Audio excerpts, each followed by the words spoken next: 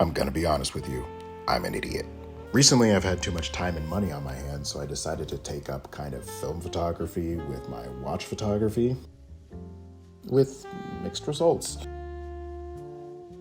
I have bad kind of ADHD when it comes to this. I'm always chasing the next shiny technique or the next shiny style to the point where I've been at this 6 years and I couldn't really recognize what the heck I was doing those 6 years ago. And that makes it so much more interesting as to why I'm pursuing this particular part of photography, putting watches on film. Is it the vibe? Is it the style? Is it the mood? Is it the originality? I don't really know, but I've already spent money on this journey, so might as well keep going. So here I go up Ku'damm, which is one of the more popular streets in Berlin, very hoity-toity, and I'm just kind of getting some context shots of what I see around here. I see these kinds of tables that are outside of, I think, a Ralph Lauren, but I see that kind of Rolex green, and I see a moderately clean surface to put a watch down on. So I think this one turned out all right. Oh yeah, I'm getting blasted in the eye by golden hour lighting. Might as well get some of those golden hour shots that I'm, out here at 7 in the morning for. Did not turn out too well. So I try again. I don't know what I've shot because you don't get that film back for a couple weeks, but here, more context shots. So I find this interesting spot that I've shot around before with the buildings as a background. I'm really into the architecture of Berlin.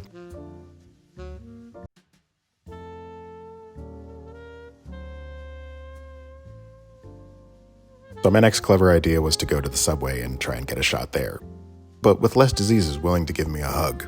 I don't think there's any one major reason why I'm doing this, why I'm trying watches on film, but I hate to say something so unbelievably corny, but shooting analog actually does slow me down. And in my life, in my professional life, where I'm chasing KPIs and chasing milestones and tracking things and chasing a bunch of kids down in fatherhood, and even in watch collecting where it's chase, find, hunt, just covet, and then you just also consume all this watch media. But for me, with the Canon AE-1, this analog machine, it's just one thing, and it's just me, and it's just one chance not to mess it all up. And the super corny part is it's not even the appreciation of having that photo produced. It actually makes me appreciate the watch. Yeah, it tells time and I chased after it, but I just appreciate that it's there, and I also appreciate that what under the hood is super impressive. Like, modern computers and tech are literally wizardry, but this, there was a design and intent from top to bottom making this. The other is the type of film I choose to use, which is the Kodak Gold 200, because it brings a kind of warmth and richness that digital just can't replicate for me.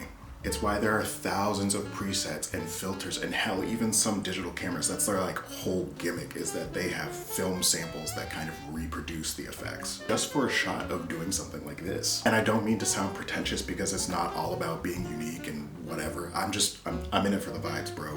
And the final reason I'll give here today is all about the imperfections. I've remarked on it before, but I love imperfections in film. I know that sounds like a little bit pretentious, like I should have a beret on, I should be smoking. But for me, it gives shots more character, as long as it's not blown out or super blurry. Yeah, we can all take some blurry photos with digital cameras. I mean, I'm a victim of it, especially for watches with black dials. Looking at you, Hamilton khaki. But you know how we love that old feel for vintage watches, all those scratches, those patinas, those nicks. It just adds this kind of same thing. You just kind of appreciate it. And while I won't switch specifically to analog, I do think it brings a kind of value, if not expensive, to my watch photography. And above all else, it's super fun. So that's it. Let me know if this particular style of videos is something you want to see more of. I kind of had fun with it. It's more laid back. There's less of a script, and I'm just speaking on things I like.